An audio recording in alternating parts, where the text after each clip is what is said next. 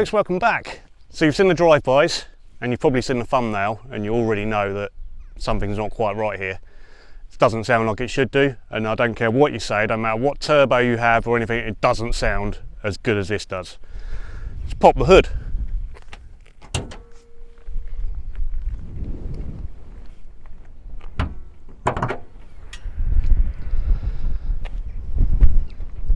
I think you'll agree, looks rather nice. So this is a Rocketeer 3 litre Jaguar V6, complete conversion done by Rocketeer.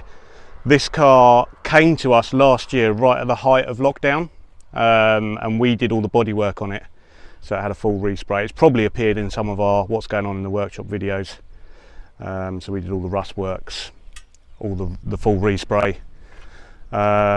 We supplied the wheels, I think, as well. And then it went off to Rocketeer and they did that, which is annoying because they've rather stolen the show. But yeah, it's come back to us because there was something that we needed to do to it that he wanted us to do, so it came back to us for a little bit of work, and the owner was kind enough to let us take it out for a drive and let you guys know what we think of it. But it's a big thumbs up from me and from Chris. Yeah, it transforms it. It turns an MX5 into something far more exotic. Just the noise, which you would have heard on the video. I hope it comes across okay on the videos. We don't have sophisticated microphone equipment, as you all know. This is as sophisticated as we get at the moment. So yeah, hopefully it's picked it up okay, but it sounds great. Pops and bangs through the exhaust on overrun. The whole package. It's Meister R's, which is what we were going to fit anyway. Rocketeer ended up doing that because just with the way things were happening, they were changing the subframes anyway, so there was no point us fitting them for them to then take off and refit. So in the correspondence with the customer, it was a really good sort of process with the customer. We worked with them throughout. He had a few changes of plan. He was originally going to do turbo, and then he started looking at different things. But what ended up being was we did all the body work, and then it went to Rocketeer to have the engine fitted, engine management, all that sort of stuff. They also did quite a nice interior as well. So half leather with Alcantara in the middle. I can't remember if we fitted the cage or not. I can't remember now. They might have done that. It's quite a while ago.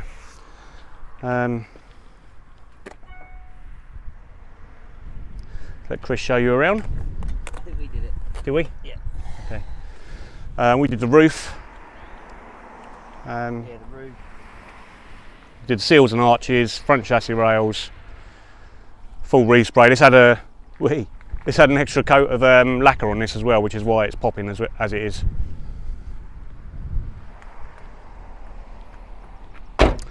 So yeah, so you've seen us do a few drive-bys and a few blasts. What we're going to do now is me and Chris are getting it and drive it back to the workshop and let you know our thoughts whilst driving.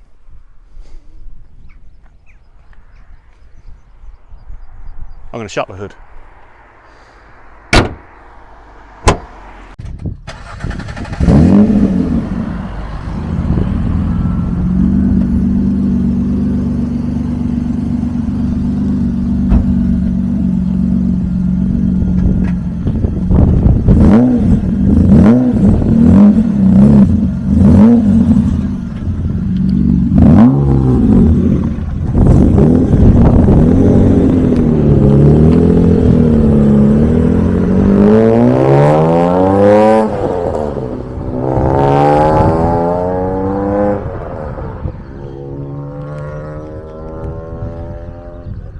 Do like driving that car.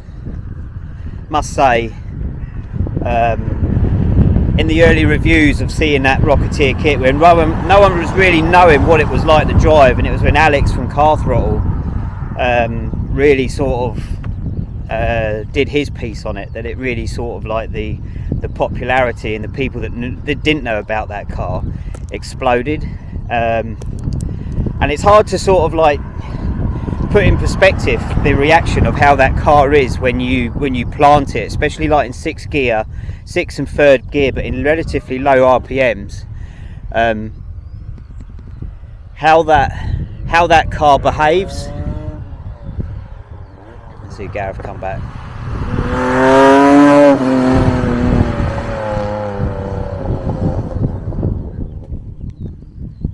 So there might be a lot of wind noise.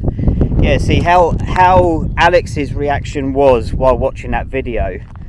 You know, he was quite surprised and shocked, and he delivered that surprise and shock really well. But you only really truly know how that feels when you boot it, and you literally only have to be at sort of 2,000 RPM, like even above that, and you just put your gear, the instant torque from that V6. So you've got, I'm pretty certain that V6 isn't running, it's running obviously a light and flywheel.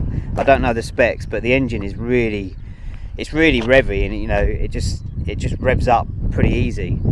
And what with the lightness of the car, it does just kick you back in the seat and go. So, you know, it's, you know, if you've got deep enough pockets, why wouldn't you? For me, it's one of those things. And as Gareth said, you know, as much as your turbo car might sound good either on boost, off boost, coming and just driving, like the sound of either a V6 or V8 with a decent exhaust system on it, just hands down, is just wins every day. And that, I think Rocketeer have got that combination just right in that it's loud enough to be loud and enjoyable, but not to irritate people when you're driving down the road. Yeah, it's just nice to drive. Enjoyed it. I'm gonna wait for Gareth to come back. That's if he does come back. Let's take a look at the view while we're up here as well. Oh, there we go. Flip. Look at that. Lovely clear day as well. Here he comes.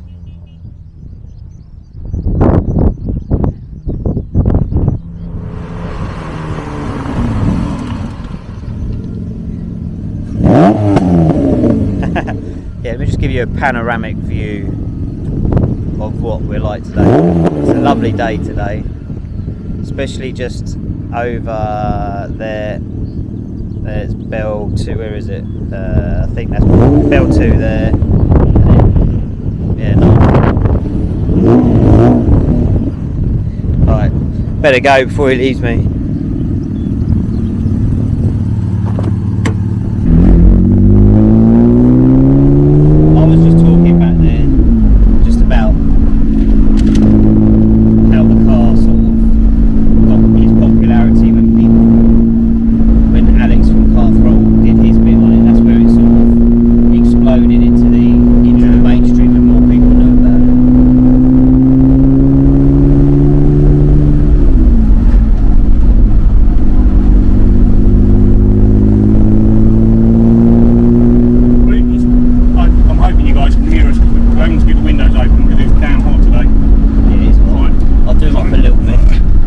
Was a 1.6 poverty spec, so no electric windows. Right, yeah, so I mean it's a whole package really. You know, you drive this car with this kit on it, and there's nothing that would tell you that this wasn't as it was. The clutch is no different really than what it would be on a standard MX5.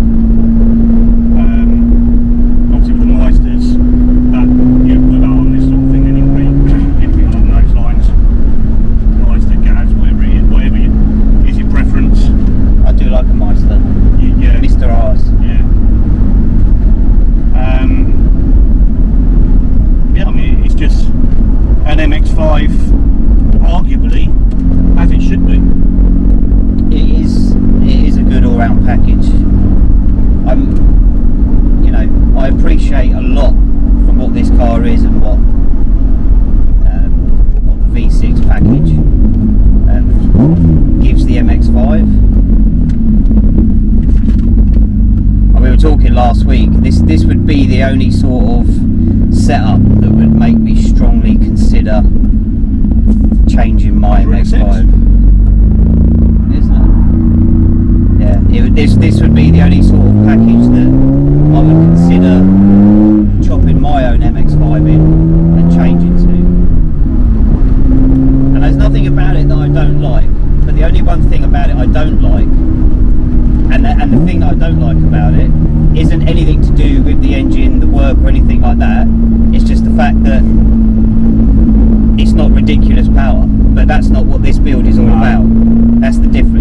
the only one thing that I would miss from my own MX5 is that ridiculous power. But it has many other good things about it which I would consider. This engine's so responsive as well. Yeah, it's just so revvy, isn't it? The flip in the throttle is just instant.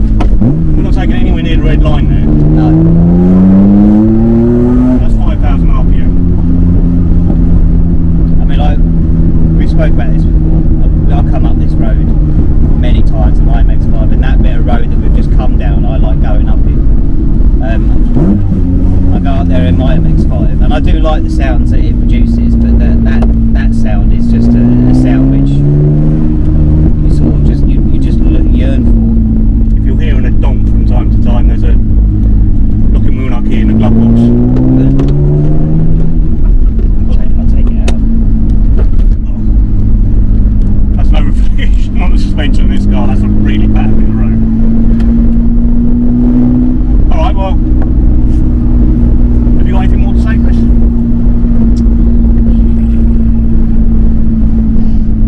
Put some deodorant on, but there. Yeah. Smelling nice. No, not really. Just really enjoyed having this back.